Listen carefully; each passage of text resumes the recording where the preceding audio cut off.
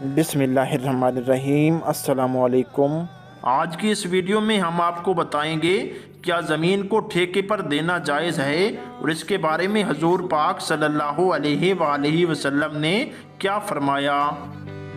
वो मौला सबकी सुनता है, वो मौला सबकी सुनता है, वो मौला सबकी सुनता है। राफ़े बिन खदीज रज़ी अल्लाह अन्हु कहते हैं कि रसूलुल्लाह सल्लल्लाहु अलैहि वसल्लम ने हमें एक ऐसे काम से मना फरमा दिया जो हमारे लिए मुफीद था। वो ये कि जब हम में से किसी के पास ज़मीन होती तो वो उसको ज़राअत के लिए कुछ पैदावार या रुपयों के एवज़ दे देता। आप सल्लल्लाहु अलैहि वसल्लम ने फरमाया, जब तुम में से किसी के पास ज़मीन हो तो वो अपने भाई को मुफ्त दे दे या ख़ुद ज़राअत करे।